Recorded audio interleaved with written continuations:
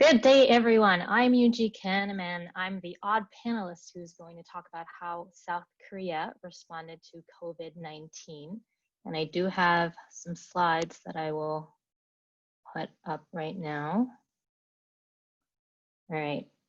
So I had a brief moment of panic when I realized the title, The Pandemic and the Impatient Nation, which I submitted about a month ago, had nothing to do with my presentation. But I realized actually it connects quite well with the punchline of my talk, which is that Korea has shown remarkable speed in getting back to what looks very similar to pre-COVID-19 life. But in that impatience, we are losing something very important, and that is democracy.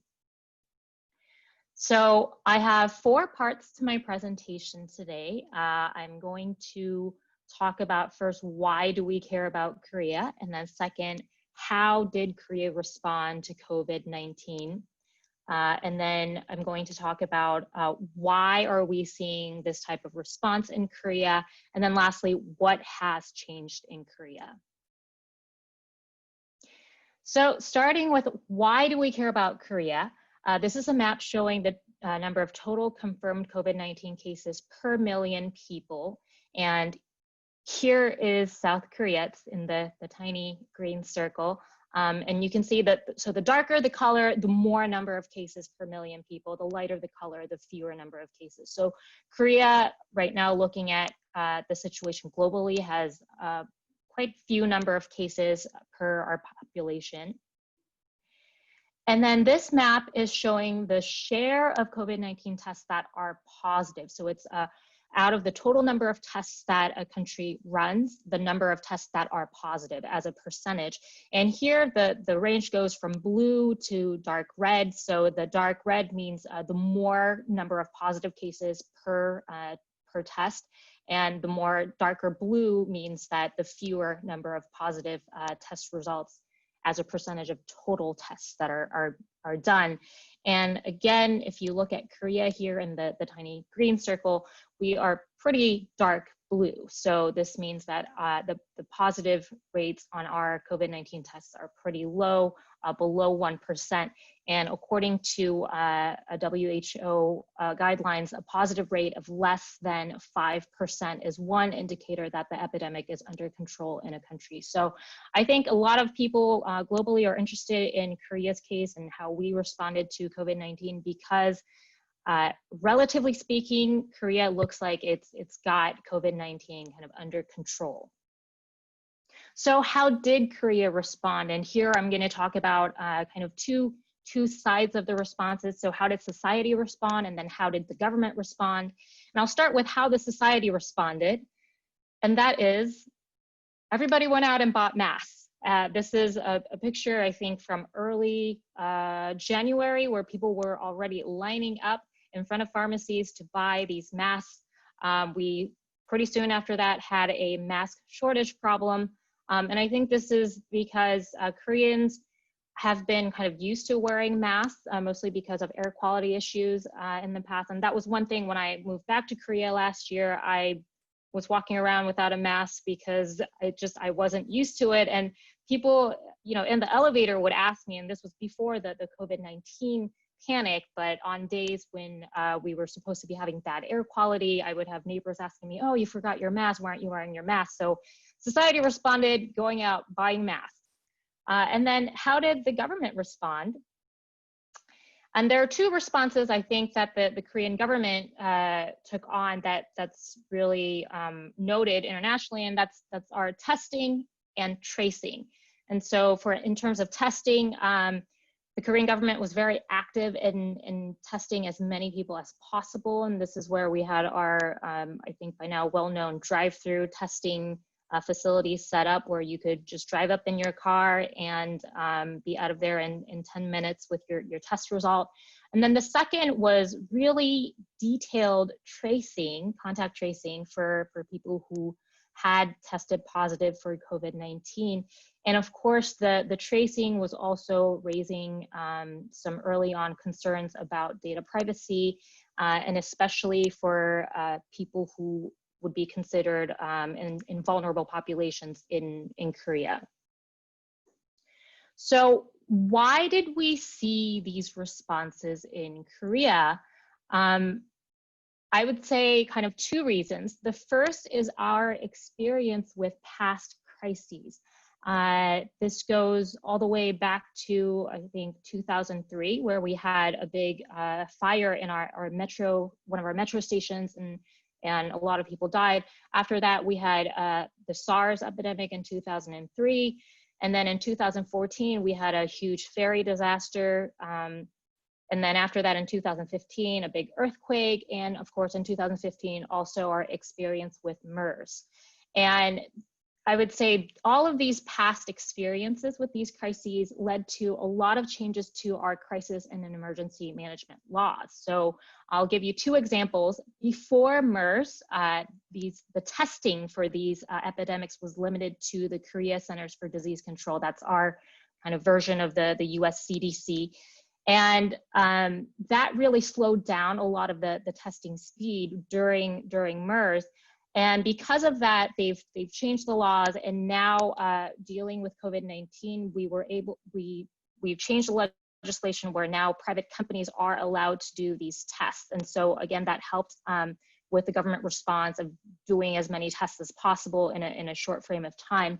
And then the second example is that after MERS, the legislation changed and now says that the Minister of Health and Welfare must make information of confirmed cases publicly available. And this information includes their travel route, their means of travel, where they were treated, like the hospital they were treated, and persons that they came into contact with. So again, this really came from our experience with MERS, where there wasn't as much information sharing from the government during MERS, and citizens were not happy about it. And so again, our impatience really led to that change in legislation. Another reason that explains this response in Korea is really the culture, the strength of social norms. And so we have this stronger collectivist culture, at least compared to the US, and I think also to Canada. And we also have a very rapid sharing of information through social media. And that has meant that a lot of people are scared of contracting this disease. And especially, this is a direct quote I've heard from my friends here. You know, they all say, don't be patient zero. You do not want to be patient zero at your company. So this little cartoon here is kind of showing, you know, this guy who's battling COVID-19. He tested positive for it. He's lying in the hospital.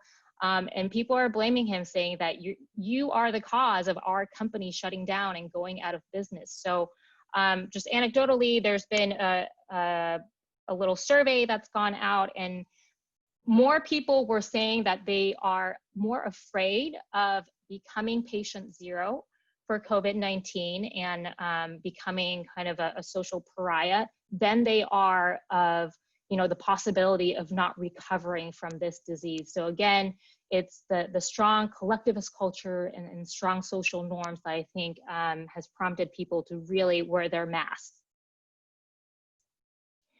So getting to, I think, the main meat of this talk is, so what has changed in Korea? And I would say that on the surface, not much. We have our middle school, high school students going to class in person. Public transit is operating as usual. I think the buses will stop running a little bit earlier, but from me taking the metro and buses here, I don't see less density on these buses or metros. And, you know, people are out and about. Of course, everybody is wearing masks, but I would say on the surface, it looks very similar to life in pre-COVID-19 times. But that's not to say that we haven't lost anything and things are just normal. I do want to point out that we have lost two things. And the first, I think, is our loss of collective goods. So I found it very interesting hearing from the other panelists that, you guys are talking about this question of density. Do we still pursue density? Is that something we want? And I think for Korea, that's never a question. We were always a very dense society. That's kind of how our cities were built. And so that was never a matter of question. And this density really allowed us to be a more equal society in the sense that we can have collective goods. So one example I want to talk about is exercise equipments. If you go to any public parks in Seoul, you'll see a lot of these exercise equipments. Anybody can, walk up and use them. But during COVID-19, a lot of these were, kind of taped up and you weren't allowed to use it. And now this isn't so much of a problem for those who have the financial means, right? So during COVID-19, one kind of hot keyword that was trending was home training. Everybody was getting into home training, right? But that assumes that you have a space, you live in a space that has the room for you to kind of jump around and move around in your house. And it also means that, you have the financial means to, I don't know, buy home training equipment, or maybe even get a personal trainer to come visit you, or get any type of home training videos, etc. That's not true for everybody. So if you don't have the financial means to be doing that, you've now lost your free gym and opportunity to get some exercise in. A second example is these cooling centers. And we've already mentioned that, yes, 2020, we're dealing with COVID-19, but even before that, we were dealing with climate change. And we're seeing that in Korea as well, where we've been seeing some very extremely high temperatures during the summer. And again, not everybody can afford to have an AC in their house, or even afford to pay their electricity bills for that. And so one way the government has dealt with this problem is these cooling centers. So these are usually community centers where you can walk to, it's fully air conditioned. You can go in there, maybe just kind of chill out, read a book, whatever, talk to your neighbors. All of these cooling centers also had to be shut down over the summer. And so again, that was becoming, that's where we've lost one other collective good. But again, this is something that we've lost, but it's kind of in the shadow, right? Because it's not going to show up for people who have the means to have an AC in their own house, or do home training on their own. The second thing that I think we've lost, and this is the punchline that I mentioned earlier, is our democracy. So very early on in February, the Seoul government had already banned all types of political protests. And this was really interesting because Korea never really had a lockdown. The closest we got to lockdown was, I think, a week ago, where for about 2 weeks, restaurants and bars were supposed to close at 9 o'clock. You were not allowed to eat your food or drink in these restaurants after 9 p.m. So everybody was doing takeout. But I mean, that level of kind of lockdown has been lifted already, and it only started in early August. But this ban on political protests was put in place back in February, and it became a huge issue in August. August 15 is a big national holiday here, and so there was a large-scale protest, which then led to the government saying that, we can't have these protests anymore. You will be prosecuted if you organize such protests or participate in them. And this weekend, again, we have another national holiday coming up on Saturday, where these groups who are not happy with the current government and their policy are saying that they were going to organize another protest. The government has said, you better not do it. And so the response that they came up with was, all right, fine, we will then hold a drive-through protest where people are all in their cars. And that also went to the Seoul Administrative Court, and the court made the decision, I think, yesterday, saying that no, you're not even allowed to hold these drive-through protests because it's not safe. So again, what I'm worried about is democracy, in that we are, responding very quickly to the pandemic and kind of getting our public services to run as smoothly as possible. But in that process, we're losing this bit of democracy. And these are things that we don't think about on a daily basis. And that's why I think both of these things, the loss of collective goods and the loss of democracy, is kind of hidden and in the shade. Another thing I want to talk about in terms of what has changed in Korea, because I think the loss of collective goods and loss of democracy is too depressing, is something a little bit more optimistic and uplifting. So because we've always been a dense and close-knit society, we are now having to think about different ways to deliver public services without putting people at risk of contracting COVID-19. And one way local governments are doing this is through, I'm going to borrow this term from Mayor Kennedy, an Amazon Prime type of service. So this is one local government in Seoul that has come up with this app where citizens can put in requests for any kinds of administrative forms. So these could be, marriage certificates, birth certificates, or any kind of licenses that you need for your business. You can go into this app and say, these are the forms that I need. And the local government will process those forms, and then they will deliver it to you, deliver it to your door. So that's one way they are trying to be innovative with the way they deliver services. And then we're also seeing this in terms of kind of social welfare services, especially for the elderly. This is a woman using an AI speaker. So this is kind of like Siri or what have you. And these services, these speakers have been given out to these welfare recipients, where they can, have conversations with the AI speaker. The AI speaker will also remind them to, wear their masks and tell them about the day's air quality and the number of COVID-19 cases for the day.